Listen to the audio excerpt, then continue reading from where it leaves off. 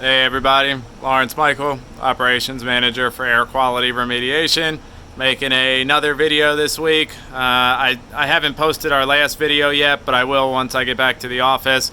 Those of you that know me know that we're so crazy busy. Where I normally would spend a lot of time at the office, recently I've been spending a lot of time out on job sites just trying to help our technicians get everything done because we're just so crazy busy. Right now we're looking 2, 3, 4 weeks out, scheduling wise. So I won't take too much of your time. It is the end of the day. We just got set up at our newest mold remediation project. This is a commercial building that has a basement, a first floor, and a second floor that needs mold remediation throughout all 3 floors. We do have all of our containments built and our air scrubbers set up. We do still need to add another air scrubber on the second floor, but I figured it's the end of the day. I would take you guys through, show you what was going on before I left. So as always, we have our containment door to isolate each individual area. In this case, we're isolating each individual floor as we go through the decontamination and remediation process. So as always, containment door has caution tape, our warning signage for authorized personnel only. So let's take a walk inside. We unzip our zipper.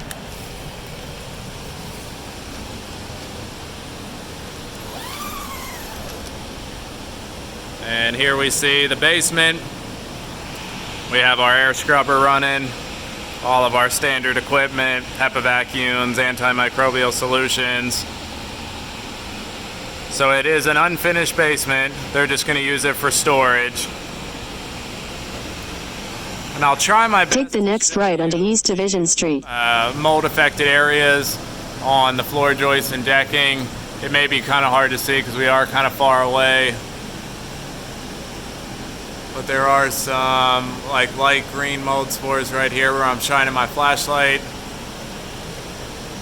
And then again here, more light green mold spores where I'm shining the flashlight.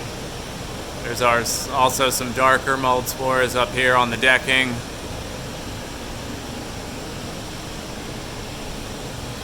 Try and find you another spot that's easy to see.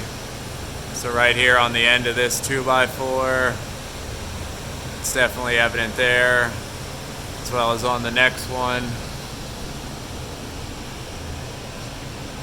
On this truss right here.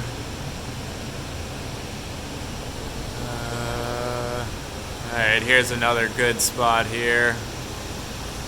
So all these spots on this 2x4 here. And again on the next one, again on this one. So, without taking too much of your time going through everything, there is a good amount of mold spores on all the floor joists and decking. We will have to clean this ductwork as well because it is open and contaminated. We will also have to clean an air conditioning unit in one of the closets. You can see that they do have a dehumidifier and air movers installed to try to lower the relative humidity inside the space. So all these surfaces throughout the entire basement will need to be HEPA vacuumed and sanitized with an antimicrobial solution. So it is a lot of work. All these floor joists, all the decking, all the block walls, the floor, drywall, vents. This pile of wood down here will have to be bagged up, sealed, and then disposed of. So this is just the basement. We do have another area here with more floor joists and decking, more drywall and some doors that'll all have to be decontaminated. Same area. Just giving you a quick walkthrough of what's going on. There is an HVAC unit here that will have to be cleaned and decontaminated. This is the HVAC unit that controls the basement. So as much mold spores that we're seeing in the basement, it'll definitely have to be decontaminated as well. We can see it on these studs at the bottom also. So we did do some air sample testing in here prior to the remediation. Now this is our containment that isolates the basement from the first floor. So we're getting ready to go through another containment door to go up to the first floor. But we did do air sample testing. There was large amounts of mold spores that we did capture inside of our air sample cassette. One type of mold spore that we did find in here was called Stachybotrys. When the media refers to a quote-unquote black mold, that's what they're referring to as a very specific strand called Stachybotrys. Stachybotrys affects neurological functions, where the majority of other mold spores will affect respiratory functions. So there is definitely documented evidence and documented cases where Stachybotrys does absolutely have health concerns and negative health effects to people with or without pre-existing conditions. So as we go up to the first floor, all this carpet on the stairs will have to be cleaned and decontaminated with a hot carpet extractor and an antimicrobial solution, as well as this carpeting by the front door. So this is the first floor. More carpet that will need to be cleaned with the hot carpet extractor. We have another air scrubber set up here that's just running, just scrubbing the air, filtering some of those spores out of the air before we actually start our remediation and decontamination process. Again, when we did our air sample testing, we did find Stachybotrys as well as a lot of other types of mold spores, even on the first and second floor, so it wasn't isolated to the basement only. All this office furniture will need to be decontaminated as well. And again, all the carpeting will have to be cleaned. You can see our air scrubber running, just filtering that air. The air scrubbers will run for probably about 2 weeks total. We have 2 weeks to get this job done from start to finish. So it should take us probably about 10 days to get the actual remediation and decontamination done. And then for the last 4 days, we'll just let our air scrubbers with the HEPA filters in them run, continue to decontaminate the area, continue to filter any mold spores that are in the air out of the air before we finally pull the equipment, do our post-remediation air sample testing just to confirm clearance testing, just to make sure that all the mold spores have been removed from the space. So we'll walk back out. Again, all this carpeting will need to be cleaned. We'll take a walk up to the second floor. This is the front door here. But as you can see, we have another containment door that isolates the first floor that we just walked through to the second floor.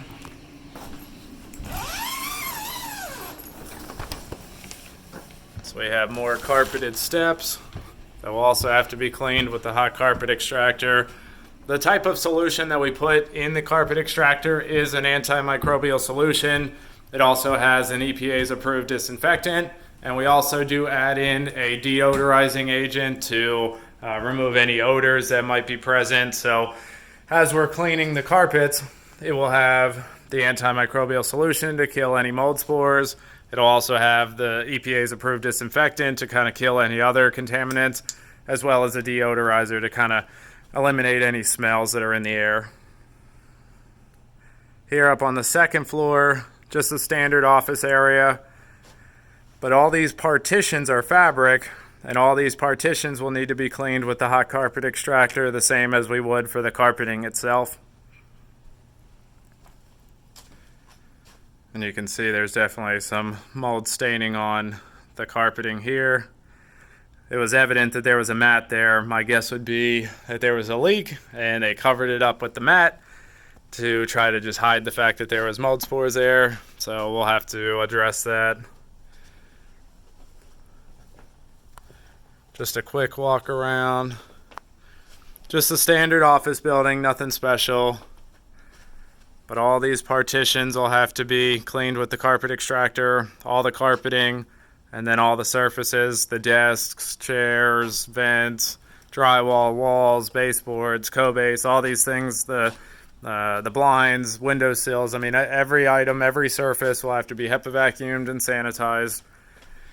So it is going to be a pretty big project. Today was just day one. As I said, we do need to put another air scrubber up here on the second floor to start scrubbing the air that's up here.